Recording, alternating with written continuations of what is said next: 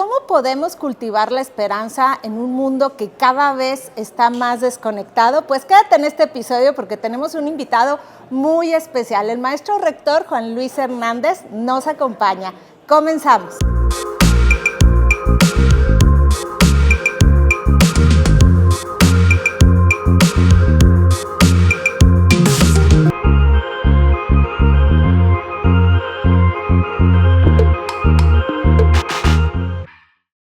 Comunidad de Vida en Equilibrio, qué placer poder estar con ustedes en un nuevo episodio. En esta ocasión, la verdad es que estoy muy emocionada. Yo soy Laura Cueva y bueno, semana con semana, episodio con episodio, hemos crecido en esta gran comunidad. La Ibero, los egresados y bueno, todos los laguneros nos vamos sumando para llevarte recursos, testimonios, historias y todo para encaminarnos a disfrutar de la vida, vivirla al máximo y bueno, también de responsabilizarnos. Yo creo que esa palabra hoy nos puede llegar a resonar, nos puede generar un poco de inquietud, pero cada vez que vamos descubriendo las posibilidades que tenemos enfrente, bueno, pues nos podemos animar. Y para ello invité al rector, al maestro rector Juan Luis Hernández, que me emociona mucho, me pone nerviosa como si fuera estudiante, oigan. Recuerdo esos años de estudiante que viene el rector, pero ha sido muy grato ya como exalumna, como una lagunera que ha estado formando en diferentes áreas, pues ha continuado con este aprendizaje que me llevé a poder seguir sirviendo a la comunidad, a que esos dones y talentos se pongan al servicio de los demás y bueno, encontrarnos ha sido muy grato y la verdad es que me siento sumamente orgullosa de que haya aceptado estar aquí con nosotros en este nuevo espacio de Vida en Equilibrio. Bienvenido. Muchas gracias, Laura, con mucho gusto, con mucho cariño y felicidades por tu programa. Sí, estamos muy emocionados y bueno, gracias Oralia de todo la oficina de egresados, que la verdad es que hace un trabajo excepcional, siempre uniéndonos y bueno, animándonos y apoyándonos con los nuevos proyectos y por supuesto que a la producción. Estamos en un mundo donde yo comenzaba diciendo que estamos muy desconectados. Quienes somos papás, se nos hace muy difícil poder integrar ciertos valores, pero pues vamos siempre recordando pues nuestra infancia, vamos recordando nuestros legados, vamos recordando muchas cosas. ¿Qué es eso que pudo marcar en algún momento específico para darse cuenta en que era importante esos valores, ponerlos en el día a día, en la cotidianidad? Porque hoy, pues ya teniendo la trayectoria que tiene, seguramente hubo momentos en la infancia, hubo momentos de familia que nos marcaron, ¿no? Sí. ¿Cuáles fueron esos momentos tan importantes? Por supuesto. Mira, soy, gracias a Dios, el primer rector laico de la universidad. Eso quiere decir que soy papá.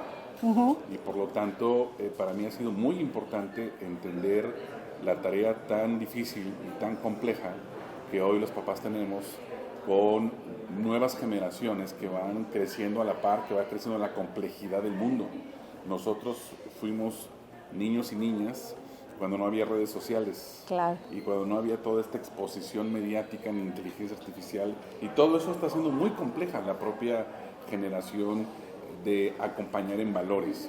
Yo te diría que específicamente algo que me ha acompañado en la vida es haber nacido, crecido en una familia sana. Para mí eso ha sido el regalo más importante que mis papás nos dieron, a mis hermanos y a mí, fuimos 3. Mi padre trabajador, comprometido con su familia, él trabajaba en el diario, nosotros somos de la Ciudad de México, y él trabajaba en el diario Novedades, que era un diario muy famoso en la Ciudad de México, y siempre llegaba con el periódico en la tarde, el periódico del día. Entonces yo ahí empecé a leer. Desde muy niño me llamaba la atención el periódico y después estudié ciencias políticas, entonces fíjate cómo se fue dando esa circunstancia. Mi madre entregada a la familia, siempre tratando de ahorrar todo lo posible y siempre comíamos en casa. Por ejemplo, ahora que está muy discutido el tema de qué bebemos y qué comemos en las escuelas, con la nueva ley federal, mi madre nunca nos compró un refresco. Nosotros no fuimos una familia de comprar refrescos. Siempre o tomábamos agua pura o nuestra agua de sabor. Y por eso para nosotros es tan evidente que el refresco supuso durante mucho tiempo, pues evidentemente es un proceso de adicción al azúcar que claro. Hoy está muy difícil de desengancharse. porque son 3, 4 décadas de una alimentación mal orientada y que nos ha llevado a todos en el país pues, a tener enfermedades crónicas, que viene el COVID y hace clic, ¿verdad? Entonces, lo que te puedo decir es que nos heredaron mis padres, que nos heredó mi familia, nos heredó una familia sana, de respeto, de buena convivencia, de buenos hábitos alimenticios, y es lo que nosotros tratamos, obviamente, de hacer también con nuestros propios hijos. Creo que nos hemos dado cuenta que la condición natural de todos los seres humanos es la diversidad, pero ¿cómo poder encontrar esas afinidades en las familias tan diversas que tenemos hoy? Crecimos en un ambiente donde pues, esas familias había un común denominador, había un sistema muy parecido. Hoy hay una gran diversidad de la manera de vivir familia y más que catalogarla si está bien, si está mal, ¿cuáles serían aquellos elementos que padres, que jóvenes que buscan formar una familia, porque bueno, hay un debate hoy entre los jóvenes de cómo formar y conformar una familia y cómo poderla establecer y desarrollarla y crecerla? ¿Cuáles serían aquellos elementos que podemos seguir rescatando o podemos ir transformando? No necesariamente nos tenemos que quedar en el pasado, ni nadie me está diciendo si está bien o está mal. La realidad es que hoy existe una diversidad, pero sin duda debe haber esos elementos que nosotros hoy rescatamos, quienes somos papás y estamos allá al frente, y podemos hoy actualizarlos, ¿no? Mira, está muy estudiado y muy publicado. Hay muchos datos al respecto. Venimos evidentemente de un modo de ser familia monoparental, madre, padre, hijos, predominante en la sociedad hasta la década de los 80s, quizás 90s, 80s. Y claramente en este momento hay familias, hay una heterogeneidad de composición de familias, quienes han hecho una segunda opción, un segundo matrimonio con hijos del segundo matrimonio, familias que solamente están lideradas por la madre o por el padre, familias que solamente están lideradas por los abuelos y las abuelas. Hay muchas familias y su composición. Pero la base del acompañamiento a los hijos sigue siendo la misma, es decir, ¿qué es lo que para nosotros sería importante que ellos en su crecimiento tuvieran? Pues evidentemente capacidad para poder ser respetuosos, corresponsables con la realidad, disciplinados en el estudio, que tuvieran la capacidad y el respeto con los padres, los abuelos, que hagan algunas actividades en casa. Es decir, en realidad muchas de estas cosas de las que venimos, del modelo monoparental, pues siguen siendo muy relevantes porque vivimos en sociedad y la sociedad en la que nos encontramos necesita mínimas reglas del juego para que no seamos animales, sino seamos seres humanos. Y los seres humanos necesitamos reglas, y reglas de convivencia, reglas de respeto, de cordialidad. Cuando eso se va perdiendo y aparecen más bien rasgos pasionales animales, entonces ahí está la gran preocupación. ¿Qué estamos enseñando en casa? ¿Qué se están enseñando independientemente de la composición familiar?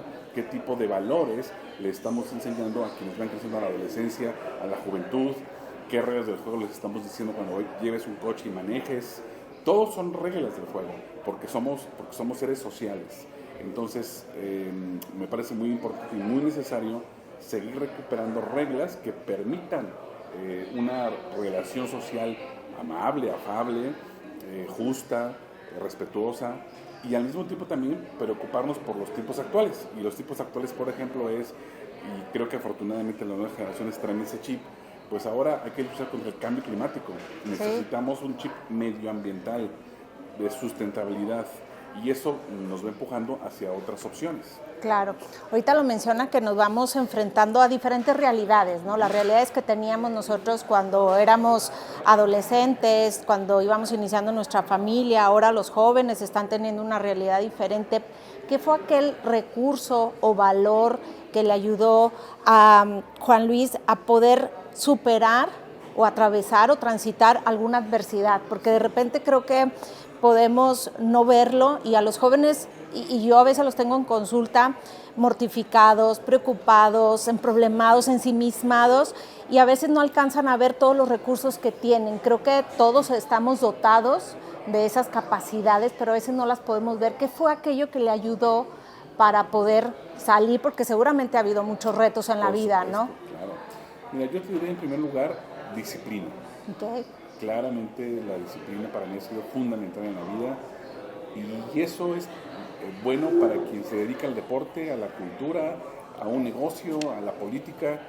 Cualquier campo profesional que no tengas disciplina, es muy difícil que sobresalgas o que enfrentes con éxito problemáticas. La disciplina es muy relevante, muy importante. Segundo, confianza en ti mismo. La confianza en ti mismo es absolutamente relevante porque que se deriva de la disciplina. Si tú con disciplina estudias un examen, pues evidentemente que te va a ir bien. Si es una materia muy complicada, por ejemplo, yo me acuerdo ahora, recientemente recordaba una anécdota. Yo estuve en el Colegio de Ciencias y Humanidades de la UNAM, en la prepa, que es un modelo preuniversitario en la Ciudad de México. Y me acuerdo que física probablemente fue la materia más difícil para mí. Y yo estaba exponiendo con otros colegas, estaba exponiendo una clase muy complicada. Y me acuerdo que el profesor me dijo, oye, estás mal en lo que estás diciendo. Y yo le dije, no estoy mal por esto. Sí, estaba muy confiado y el profesor dudó y ya no me dijo nada. Y entonces cuando terminó la clase se aproximaron mis compañeros y me dijeron, no, sí estabas mal. Pero como lo dijiste tan seguro, el profesor dudó y dijo, bueno, a lo mejor yo estoy mal. Claro. Entonces, digamos, de alguna manera habla de que yo siempre he querido, digamos, estar pues, lo más seguro posible de las cosas que dices, de las cosas que haces, y eso tiene que ver con una confianza en ti mismo, obviamente no de soberbia, sino de la capacidad que implica estudiar, comprometerte, preparar bien las cosas, etc. Y en tercer lugar, claramente la opción más relevante para mí, si en cualquier lugar yo crecí en un ambiente de jesuitas, estuve en una parroquia de la Compañía de Jesús.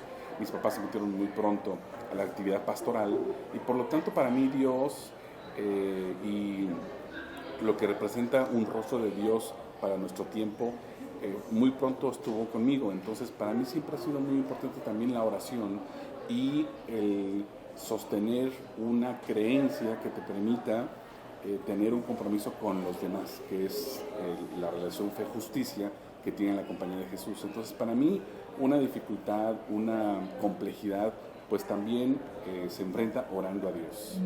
Y evidentemente orando a Dios, pero al mismo tiempo uno pues tratando de escudriñar esa problemática. Es decir, pues que sea un buen reto y que con ese reto crezcas. Claro, y hablando en la actualidad, ¿cómo podemos los papás, los adultos, los que estamos ahí en los medios digitales, porque hoy tanto creador de contenido, influencer, figura que empieza a ser significativa para las nuevas generaciones, para los niños, para los jóvenes, cómo podemos integrar ese elemento de la espiritualidad? Porque como tanatóloga definitivamente hace completamente diferente el transitar por esas adversidades, esos duelos, esas pérdidas, el sostenernos de nuestra espiritualidad, pues es una fuerza interna, a veces inexplicable, que realmente nos empuja.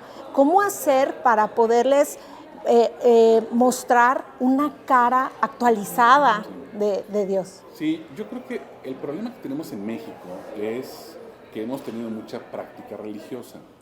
Y muchas personas y alumnos y alumnas en colegios católicos como que se vacunan contra la práctica religiosa y asocian a Dios o a Jesús con la práctica religiosa o con expresiones como ay, eres muy mocho o etcétera.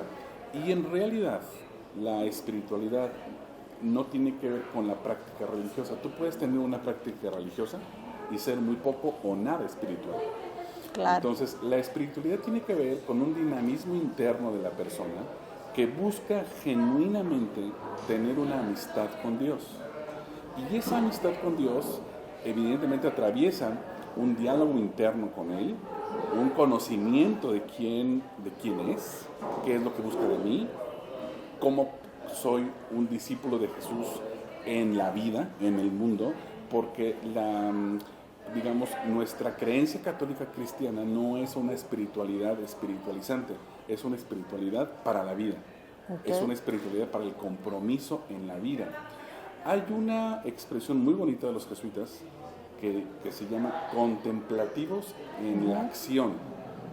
Quiere decir que de la misma manera que podemos tener una vida espiritual que permite tener una conexión con Dios, no supone que eso ahí termine, sino esa conexión con Dios te invita a tener un compromiso con los demás, un voluntariado en la casa de migrantes, un voluntariado con las personas adultas mayores, a que vayas a leerles, a contarles un chiste, etcétera.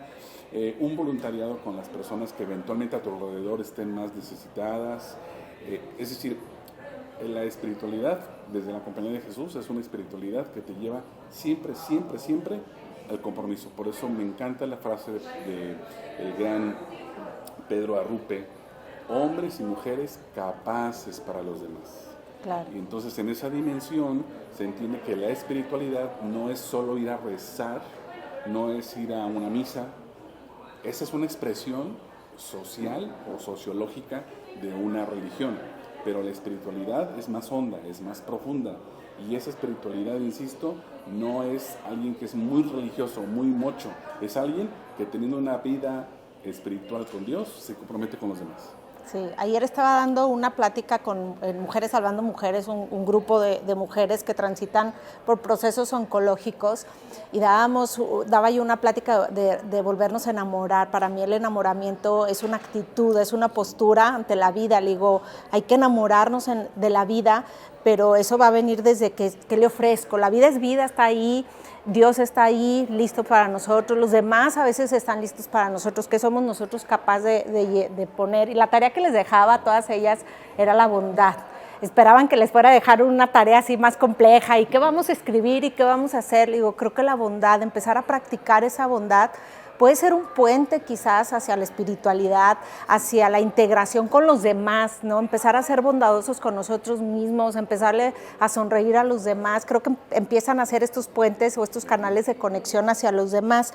Creo que en la actualidad muchos nos sentimos desconectados y lo vemos con la naturaleza, ¿no? Y nos va costando cómo poder llevar una relación más positiva, y pues, bueno, empieza una degradación del medio ambiente terrible, vamos perdiendo recursos naturales, y bueno, cómo poder asumir esa responsabilidad, porque la tenemos, hacia poder tener un entorno más positivo, y que precisamente desde esta filosofía, desde esta estructura de una geopolítica de la esperanza, bueno, podamos empezar a restaurar principalmente el sentido, porque podemos ir a seguir haciendo campañas, pero creo que tiene que ver mucho con esta conexión y este sentido que nosotros le podemos dar precisamente al mundo en el que estamos viviendo, ¿no? Creo que así como te encontramos una desconexión con los demás a veces, y estamos muy ensimismados en nosotros, y estamos pensando a veces mucho en nosotros con a lo mejor contenido de hacia el amor propio. Está bien elegirnos, pero no podemos elegirnos solamente a nosotros sin ver la responsabilidad que tenemos ante este entorno, en este mundo. ¿Por dónde empezar con esa responsabilidad para empezar a conectarnos con nuestro mundo, con nuestro ambiente, y que entonces podamos empezar a aprovechar las acciones que otros están haciendo y como las están planteando, como es en el libro, como es la misma universidad, con todos los aspectos que está haciendo para poder cuidar de nuestro planeta? Así es. Yo creo que el mundo actualmente presenta múltiples posibilidades para que cada uno de nosotros pueda hacer buena noticia frente a los demás. Uh-huh. Voy a poner 3 ejemplos muy claritos. Primero, ante tanta violencia que vivimos en el país, particularmente los feminicidios o las violencias que viven las mujeres, los hombres podemos ser, fíjate, la mitad de la población podemos ser buena noticia para nuestras parejas, para nuestras novias, para nuestras esposas. Si los hombres somos capaces de poder ofrecer respeto, confianza, y si eventualmente por alguna razón un noviazgo, un matrimonio no llega a la plenitud y tienen que separarse, no hay o no debería haber motivo para que de ahí surja violencia, sobre todo violencia feminicida. Quiere decir entonces que cualquier hombre que nos esté escuchando puede ser buena noticia para su pareja, y sobre todo si es papá de una hija puede ser un ejemplo para su hija. No creo que le guste al papá saber que dentro de 10 o 15 o 20 años su hija va a ser maltratada por su pareja, o que la pareja que vaya a tener la va a matar. Pero que no le gustaría eso. Eso quiere decir entonces que el papá le ofrece a su hija un modo de respeto, de trato con su madre, y al mismo tiempo la prepara para que escoja bien. Entonces, Tan solo en este primer ejemplo hay tanto que hacer desde uno mismo, ya no decir que otros hagan, uno mismo puede tener un ambiente familiar sano, constructivo. Segundo ejemplo, ante la violencia también nosotros tenemos posibilidad de cohabitar pacíficamente en nuestros entornos escolares, laborales, familiares, en la medida en que nosotros, como siempre, vamos a tener diferencias, vamos a tener intereses diversos y a veces esos intereses diversos confrontan y provocan conflictos. Eso es normal en el ser humano, pero luego de los conflictos hay dos opciones: o nos sentamos a conversar, a dialogar para tratar de resolverlos, o nos damos de moquetazos, o aparece la violencia. En el entorno en el que nos encontramos parece más fácil ir a la violencia. Y por eso creo que la práctica educativa es sentémonos y dialoguemos. Claro. Hace falta aprender a dialogar, porque, y alguien me dirá, oye, ¿y dónde aprendimos a dialogar? ¿En la escuela? ¿En la iglesia? ¿En la casa? Si nosotros en la casa a la hora de la comida, de la cena, cuando estamos juntos, pues a lo mejor estamos juntos, a ver, dialoguemos, en qué nos ponemos de acuerdo, a dónde ir de vacaciones, desde esa dimensión hasta cómo nos ponemos de acuerdo con los temas y los asuntos de la casa. Entonces, frente a la violencia, no cabe duda que el diálogo es lo más importante, porque entonces va a detener la violencia o la tentación de la violencia. Y en tercer lugar, efectivamente, yo creo que el mundo con el cambio climático, y lo vemos todos, tenemos más años calurosos. Aquí particularmente en la región tenemos más tierra ya no solamente en un mes, sino todo el año. Se nos está acabando el agua. Ay, sí. Y el agua cada vez sale con azufre y con arsénico. Es decir, lo vemos, no hay necesidad de que alguien nos diga se va a acabar el mundo. No, se están acabando los bienes naturales, que de alguna manera pensamos algún día que podrían ser ilimitados, y no lo son. Entonces, frente a eso, no queda otra cosa más que cuidarlos. A lo mejor estamos tarde, pero nos toca cuidarlos, porque ya no solamente es qué les vamos a dejar a las siguientes generaciones, sino más bien, y nosotros vamos a tener todavía agua.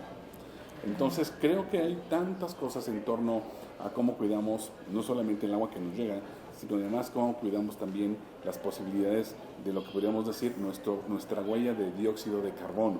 En qué medida estoy dejando los desechables, en qué medida estoy teniendo ya, digamos, mi termo de agua para poder, por ejemplo, en la universidad hemos puesto diferentes bebederos y para que las personas, los chicos, chicas, puedan con su termo tomar agua y no usar un vaso de plástico o un vaso de desechable. Desechables. Hay muchas prácticas que podemos hacer de cara a lo que podemos llamar un desarrollo sustentable, porque es sí o sí, ya no es opción, es sí o sí. Si no queremos que nos caiga el apocalipsis del un poquito que vimos en Monterrey, se acordarán cuando se quedaron semanas sin agua, les llegaba a las 2 de la mañana, había que lavar a las 3 de la mañana, ya no había agua en los súpers, ni en los camiones. Fue un aviso de lo que puede llegar a suceder en una ciudad cuando ya no tiene agua. Me acuerdo muy bien que incluso yo les preguntaba a mis colegas de Ibero Monterrey, ¿qué prefieres? ¿No tener luz o no tener agua? Porque también se va la luz, ¿verdad? Entonces dicen, bueno, de alguna manera podemos vivir sin luz, podemos poner unas velas, pero sin agua no podemos vivir. Entonces, ojalá seamos conscientes que sí o sí tenemos todos que comprometernos para cuidar los bienes naturales. Hablando de la geopolítica de la esperanza, creo que ese término, usted como experto político del estudio de la política, pues la política tiene que ver con que la sociedad se haga cargo, ¿no? Cuide de los otros. A mí me hubiera encantado estudiar ciencias políticas, pero en su momento pues pasé por una generación donde las mujeres, o sea, no estudiábamos, ya me permitían entrar a la universidad, pero bueno, el proyecto de vida de nuestros padres pues era diferente al que hoy vamos viviendo. Traigo por ahí una líder por dentro de masas y moviendo y todo, pero creo que sí es la responsabilidad de todos de ese cuidado, y a veces se los dejamos a los otros, ¿no?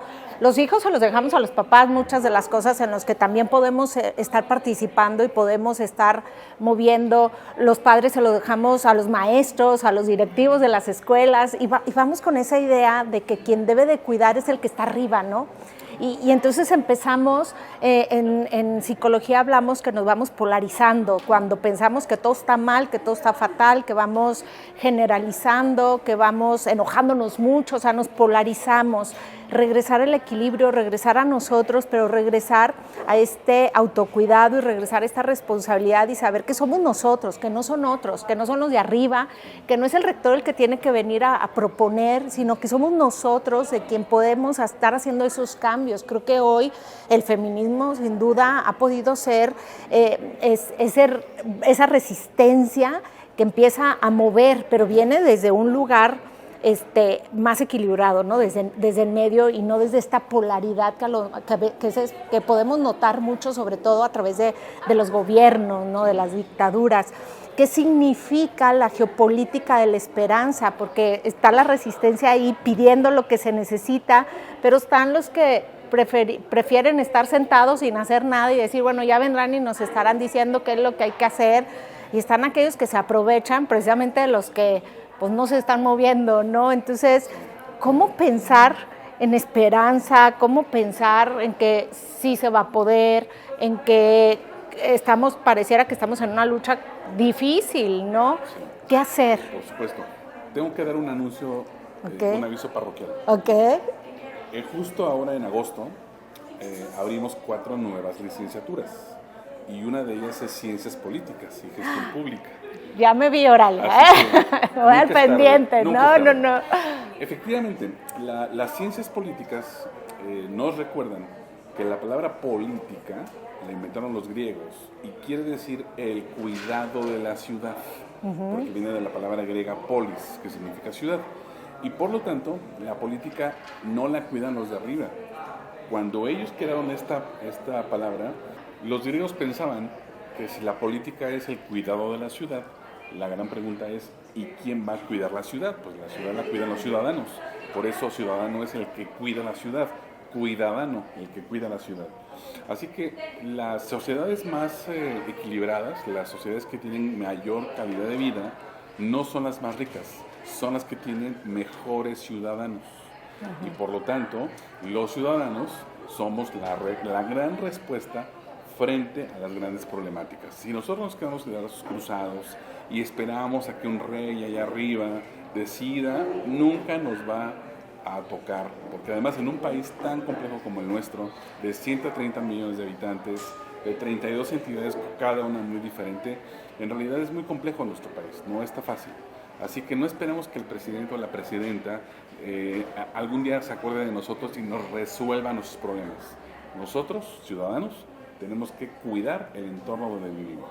Claro, y ahorita fuera del aire pues hablábamos precisamente de cómo podernos ser responsables y hacernos cargo, ¿no? Nosotros, como papás, como mamás, cuidar pues esto que tengo y no dejárselo solamente al Espíritu Santo, a Dios, al universo, a los gobiernos allá afuera. Somos nosotros, cuidar de nuestra familia, y eso creo que sí los va blindando a los retos que allá afuera están pasando. Cuidar de mi vida en pareja, cuidar del otro, cuidar de mí misma, porque ahí comienza precisamente yo creo que esta responsabilidad de cuidarnos. Una de las dimensiones de la geopolítica, entonces la geopolítica de la esperanza es una presencia territorial,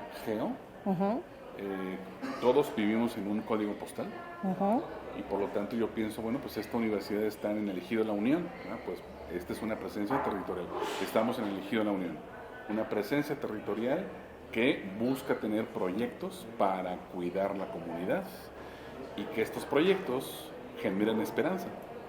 Esa es, digamos, en síntesis lo que denominamos una geopolítica de la esperanza. Todos estamos en un territorio, todos podemos tener proyectos, todos podemos tener decisiones, actitudes para el cuidado de la ciudad, y todos podemos cuidarnos y cuidar a otros.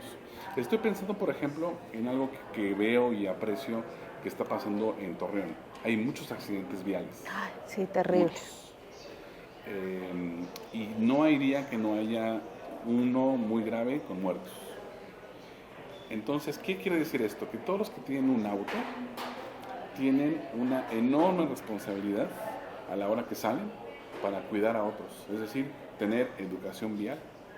Pero sí aprecio que muchas personas no la tienen, que conducen muy rápido, que no tienen las posibilidades de respetar a otros, y entonces pues eso está provocando accidentes que uno podría decir muy tontos, pero que se están llevando vidas.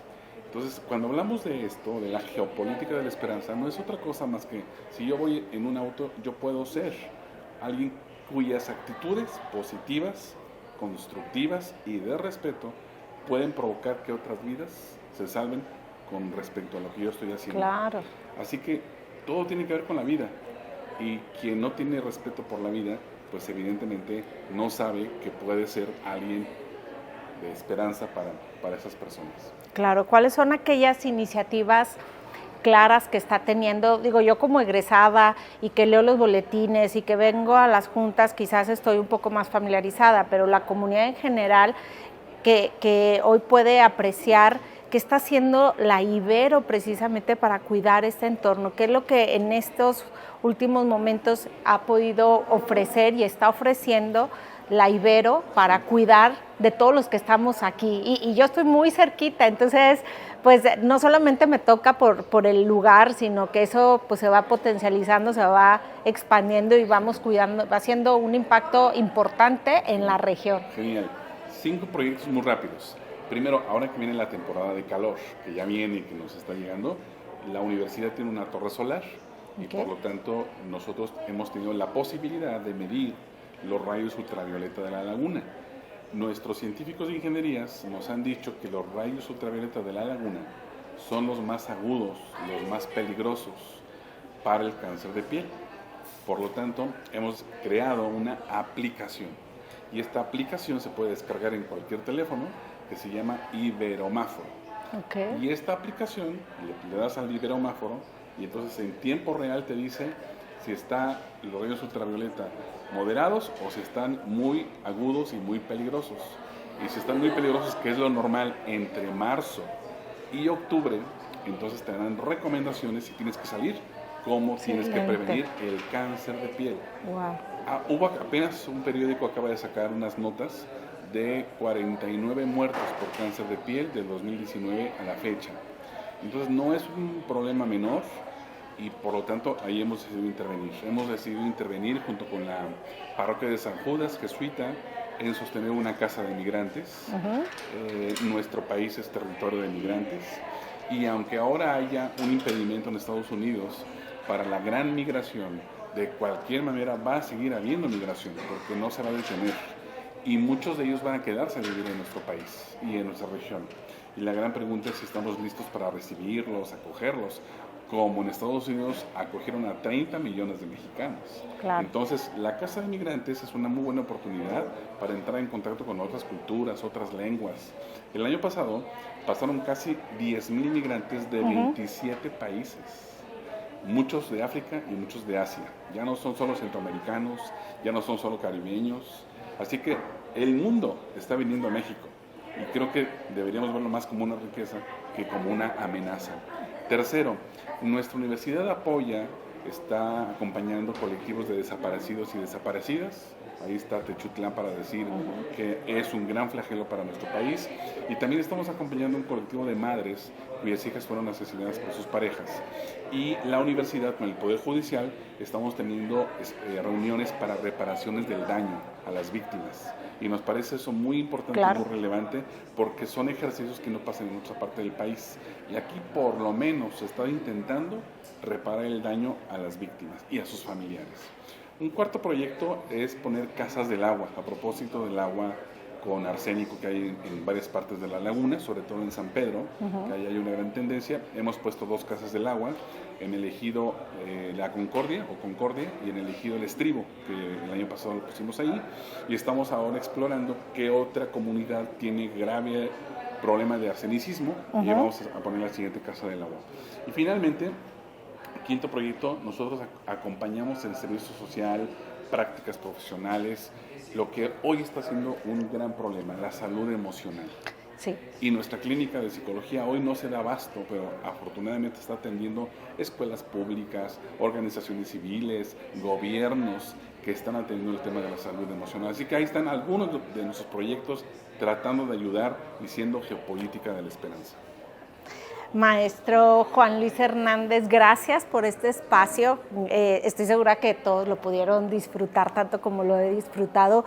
Yo me llevo poder ser esa persona que pueda ofrecerle esperanza a mis hijos, a mi comunidad, y que sea yo, a través de esa geopolítica, que pueda generar las ganas de regresar a lo mejor en algún momento a mí, a sentirse sostenido, contenido, a que puedan sentirse resguardados. Creo que todos podemos, a través de esta geopolítica de la esperanza, ser quienes proveemos a los demás de algo de lo que seguramente vamos a tener. Lo disfruté mucho, me siento muy privilegiada, muy agradecida, pero bueno, me estoy responsabilizando, construyendo precisamente estas redes, haciendo, ofreciendo. Creo que eso es lo que todos podemos estar haciendo. Ofrece un poco de tus dones. Ser esperanza para otros. Ser esperanza para otro, me encanta. Muchas gracias por estar aquí. No se pierdan el episodio. Muchas gracias a la producción, pero sobre todo muchas gracias a ti, que eres parte fundamental de este espacio. Yo soy Laura Cueva. Nos escuchamos en el próximo episodio. Bye bye.